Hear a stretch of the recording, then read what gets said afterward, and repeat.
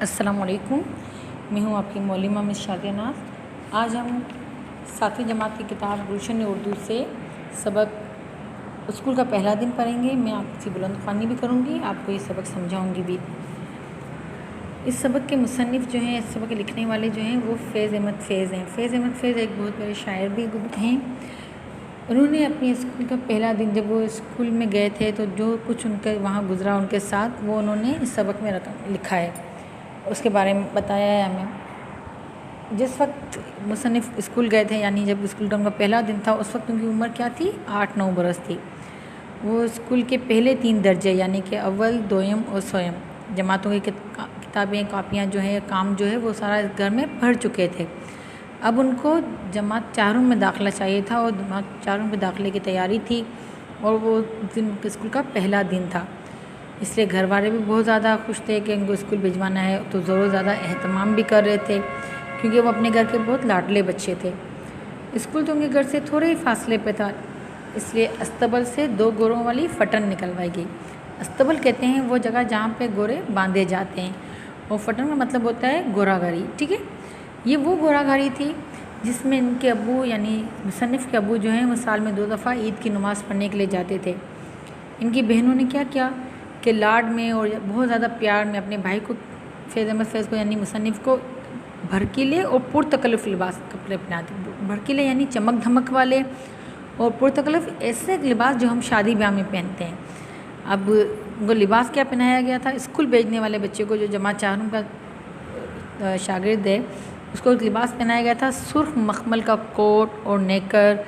پیازی رنگ کے موزے اور سفید جوتے۔ اب تصور کریں کہ اگر اسکول یونیفارم میں آپ کے ساتھ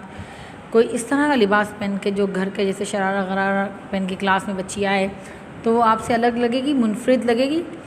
تو اس بچے یعنی فیض احمد فیض کو یہ لباس کی وجہ سے اسکول کا پہلا دن بہت اچھے سے یاد رہ گیا، جو وہ آج ہمیں بتا رہے ہیں، ٹھیک ہے۔ وہ اس طرح باراتیوں کی، کیونکہ اب شادی بیاہ کے لباس کی طرح انہوں نے لباس پہنا تھا، تو باراتیوں کی طرح وضاحت ہے، یعنی کہ باراتیوں کی طرح کا جو حلیہ تھا، اسی حلیے میں وہ گاڑی میں بیٹھ گئے، یعنی وہ گھوڑا گاڑی میں بیٹھے، اور ایک ملازم جو تھا ان کی کتابیں اٹھائے، ان کے ساتھ سوار بھی ہوا، کیونکہ فیض احمد فیض جو تھے بہت پیسے اور جاگیردار گھر سے تھے، ٹھیک ہے۔ تو جب یہ ان کی سواری جو ہے، یعنی ان کی گھوڑا گاڑی جو ہے، اسلامیہ پرائمری اسکول کی پرانی 1 منزلہ عمارت کے سامنے جا کے کھڑی ہوئی، تو اسکول تو بہت پرانی تھی۔ اب نہ صرف اسکول پرانی تھی، جب وہ اسکول کے سامنے وہ اپنی گھوڑا گاڑی سے اترے تو انہوں نے دیکھا کہ کچھ لڑکے اسکول کے باہر یہاں وہاں گھوم رہے ہیں، اور جیسے انہوں نے فیض احمد فیض کو دیکھا تو زور و شور سے یعنی شور مچاتے ہوئے وہ اسکول کے اندر بھاگے، کہ انہوں نے پتہ نہیں کون آ گیا اسکول کے دروازے پہ۔ جب بچوں نے یہ اتنا شور کیا تو کیا ہوا، اسکول کے جو ماسٹر صاحبان تھے وہ ہر برا کے یعنی کہ گھبرا کے اسکول سے باہر نکل آئے۔ بچے کا دل اسکول میں پہلا دن، جو گھر میں ہمیشہ بچہ رہا اور لاڈ میں پلا، جب وہ اسکول میں جائے گا تو اس کا پہلا دن تو ویسے اس کو خوف سے کلیجہ دھک دھک کر رہا تھا، ویسے اس کو خوف ہو رہا تھا، اور جب اس نے اتنا شور و ہنگامہ دیکھا تو کیا ہوا، اس کے جو رہس اوسان بھی تھے وہ خطا ہو گئے، یعنی کہ اس کی ہمت اور جواب دے گئی۔ وہ ملازم کے پیچھے بہت آہستہ آہستہ اور مئی ہوئی چال یعنی سست روی سے اسکول میں داخل ہوا، تو ہر طرف اس کو ایسا لگا کہ سب اسی کو دیکھ رہے ہیں، اور یہی ہوتا ہے کہ اگر آپ دیکھو اسکول یونیفارم میں اسکول میں آئے ہیں، اور کوئی ایک شاگردہ، کوئی ایک معلم، آپ کی طلبہ الگ سے لباس میں آئے، ایسے برق زرق والے لباس پہنتی ہوئے آئے، تو آپ کو بھی وہ الگ سے ہی لگے گی، آپ کو ایسا لگے گا جیسے پتہ نہیں نہ جانے کہاں سے کوئی آ گیا ہے۔ اب جب وہ کلاس میں داخل ہوئے تو ان کو کیا ہوا کہ ماسٹر صاحب نے کیا کہا کہ جہاں آپ کا دل چاہے جہاں بیٹھ جاؤ، کیونکہ جو ماسٹر صاحب تھے وہ بھی ان کی وضاحت دیکھ کے ان سے مروب ہو گئے تھے کہ بھائی یہ پیسے والے گھر سے ایک بچہ آیا ہے ہمارے اسکول میں، یہاں تو سب غریب تھے، کیونکہ شہر بھی غریب تھا اور اسکول میں پڑھنے اور پڑھانے والے بھی۔ تو وہاں پہ اسکول کا ماحول کیا تھا کہ مٹی کے جو فرش تھا اس پہ کٹا پھٹا سا ٹاٹ بچھا ہوا تھا۔ ٹاٹ کہتے ہیں اس قالین کو جو دھاگے سے بنایا جاتا ہے، ہاتھ کی کشیدہ کاری نہیں ہوتی، نہ ہی اس میں کوئی مخمل کا کام کیا جاتا ہے، بلکہ یہ سخت دھاگے سے بنا ہوا ہوتا ہے۔ تو ٹاٹ کا قالین بچھا ہوا تھا، تو اس پہ پھٹے پرانے کپڑے پہن کے بچے بیٹھے ہوئے تھے، اور جب یہ بچہ یعنی فیض احمد فیض ان کے درمیان جا کے بیٹھا تو ایسا لگ رہا کہ جیسے سب سے الگ و منفرد۔ اس وقت بچے کا دل کیا چاہا کہ کوئی جن اوپر ہی آ جائے اور چپکے سے اس کے سارے کپڑے لے جائے اور اسے اس کو ساتھیوں کی طرح پھٹا پرانا کپڑا اور پاجامہ لا دے، تاکہ کم از کم ان کے جیسا تو لگے۔ اب وہ سارا دن جب تک وہ کلاس میں تھا، جماعت میں تھا، اس نے کیا سنا کہ مختلف بچے جو ہیں، لڑکے جو ہیں کلاس کے، وہ اس کے مختلف فکرے کس رہے ہیں، ان کے اوپر باتیں بنا رہے ہیں، اور سارا دن اس نے لڑکوں کی طنز و حقارت والی آنکھیں برداشت کیں۔ اب آپ کہیں آپ کی کلاس میں کوئی ایسی بچی آ جائے جو سب سے الگ اور منفرد ہو، تو وہ بچی کیا ہوگی کہ سب اس کو دیکھیں گے، دیکھو تو اپنے پیسوں کی نمائش کرنے آئی ہے، دیکھو تو ایسی ہے، دیکھو تو ایسی ہے۔ تو وہی حال، وہی اس وقت کا ماحول اس بچے کو بھی برداشت کرنا پڑا۔ جب اس بچے کو اس دن یہ بات برداشت کرنی پڑی تو اس کو کیا محسوس ہوا کہ زرق برق یعنی ایسے چمکیلے لباس پہن کے، اور ظاہری ٹھاٹ پاٹ یعنی ٹھاٹ پاٹ شان و شوکت، اس طرح ظاہری ٹھاٹ پاٹ سے نمائش سے، یا اپنے گھر والوں کی مال و دولت کی نمائش کرنا، یعنی کہ بتانا کہ دیکھو میں کتنے امیر گھر سے ہوں، یا اس طرح کی کوئی بات کرنا، بہت بری اور گھٹیا بات ہے۔ یعنی کہ یہ نامناسب سی بات ہے کہ ہم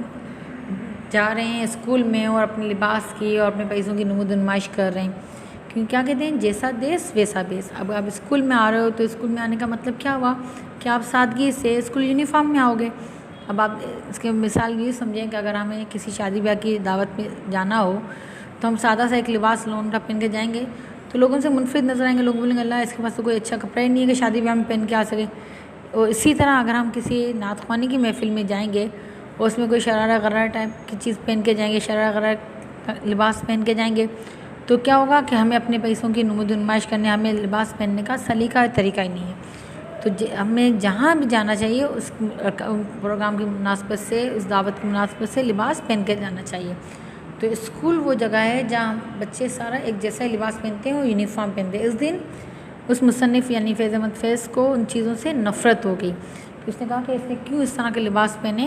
کہ جس کی وجہ سے وہ اپنے ہم ساتھیوں سے، ہم جماعتوں سے الگ اور منفرد نظر آیا۔ اس دن اس کو ایک بات کا احساس یہ بھی ہوا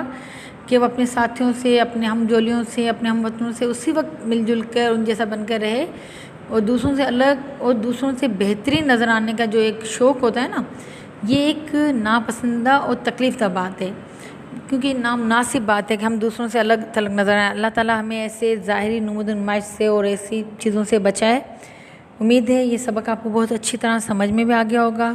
آپ اس سبق کی گھر میں اچھے سے 2 سے 3 دفعہ بلند خوانی بھی کریں تاکہ یہ سبق اور آپ کو سمجھ میں آئے۔ اس سبق کو پڑھتے ہوئے آپ بھی اپنے بچپن میں چلے جائیں گے کہ جب پہلا دن آپ کا اسکول کا تھا اور آپ کے ساتھ کیا بیتی تھی، آپ کو وہ بات اچھے سے یاد آئے گی۔ ٹھیک ہے، میں نے اسٹڈی پیک پہلا اور دوسرا دونوں اسٹڈی پیک کے سبق آپ کو سمجھا دیے ہیں، ان کی بلند خوانی بھی کروا دی ہے۔ امید ہے اب آپ کا پہلا اور دوسرے اسٹڈی پیک کا کام مکمل ہو گیا ہوگا۔ آپ نے جو کام مکمل کر لیا ہے اب اس کو یاد کرنا بھی شروع کریں، کیونکہ امتحانات بھی ہونے والے ہیں، تاکہ آپ کا کام نہ صرف مکمل ہو جائے بلکہ آپ کو ایسا ایسا یاد ہونا چاہیے۔ جب امتحان نزدیک ہو تو صرف آپ کو کیا ہوگا کہ وہ ایک دفعہ دہرانا پڑے گا۔ شکریہ۔